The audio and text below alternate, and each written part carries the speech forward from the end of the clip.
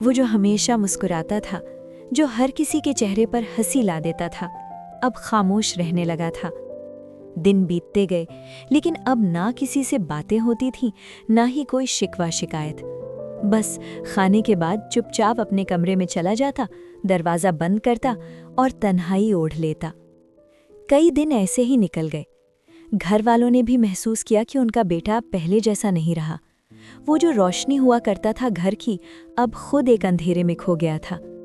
एक रात पापा ने माँ से कहा, जाओ उससे बात करो, शायद तुम ही उसकी खामोशी को समझ सको। माँ आई उसके कमरे में, देखा कानों में हेडफोन था और आंखें कहीं खोई हुई थीं। कोई उदास सा गीत बज रहा था, जैसे हर एक शब्द उसकी हालत को बयां कर रहा हो। माँ धीरे से उसके पास बैठ गईं। कबीर ने उन्हें देखा और हेडफोन निकाल दिया। बिना एक शब्द कहे माँ ने उसके सिर पर हाथ फेरा और कहा, बेटा क्या हुआ मुझे नहीं पता और ना ही मैं कुछ पूछूंगी, लेकिन एक बात जरूर कहूंगी, जब तुम दुखी होते हो तो पूरा घर चुप हो जाता है। हम सबको सिर्फ तुम्हारी मुस्कुराहट चाहिए। जो भी तकलीफ है हमें नहीं बताओ, बस इतना जान लो हम सब तुम्हारे साथ हैं। इतना सुनता था कि कबीर माँ से लिपटकर फूट फूट कर रो पड़ा।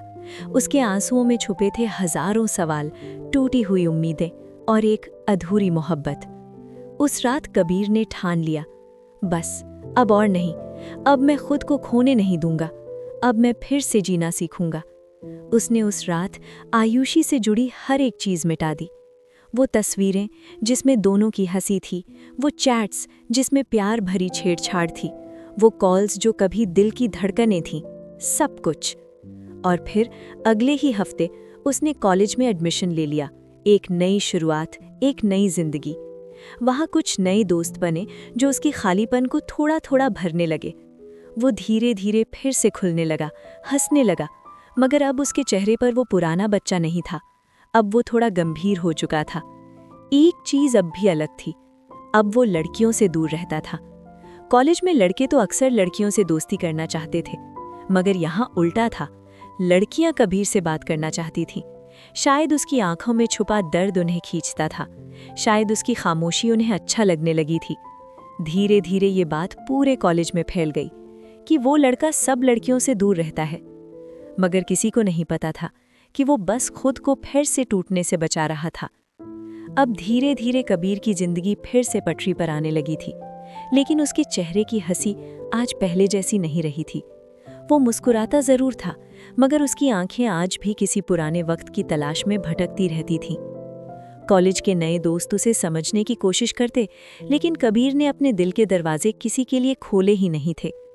एक शाम कॉलेज के लाइब्रेरी कॉर्नर में वो अकेला बैठा हुआ था। किताबें खुली थीं, पर निगाहें कहीं खोई हुई थीं। तभी पास से गुजरती एक लड़की रुककर बोली, तुम हमेशा इतने चुप क्यों रहते हो? कबीर ने सिर उठाया, मुस्कुराया। वो वही मुस्कान थी जो जवाब नहीं देती थी, बस बात खत्म कर देती थी। वो लड़की कुछ देर वहीं खड़ी रही, फिर बोली, तुम्हारी आंखों में बहुत कुछ छुपा है। अगर किसी दिन बताने का मन हो तो मैं यहीं मिलूंगी। कबीर ने कुछ नहीं कहा, बस फिर से किताब की तरफ देख लिया। उस रात कबीर छत पर लेटा आसमान को देख रहा था।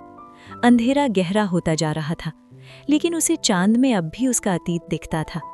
अचानक हवा चली, जैसे किसी ने उसके पुराने जख्मों को छू दिया हो। उसने खुद से कहा, अब और नहीं, अब मुझे जीना है। किसी के चले जाने से जिंदगी नहीं रुकती, बस एक हिस्सा ठहर जाता है। उसने अपने मोबाइल से एक नोट निकाला। वो लास्ट नोट था जो कभी आयुषी ने भेजा था। कबीर ने उसे देर तक देखा, फिर डिलीट दबा दिया। उस पल वो टूटा नहीं था, वो आज खुद को जोड़ रहा था। अब कबीर ने तय कर लिया था, वो अब सिर्फ खुद के लिए जिएगा।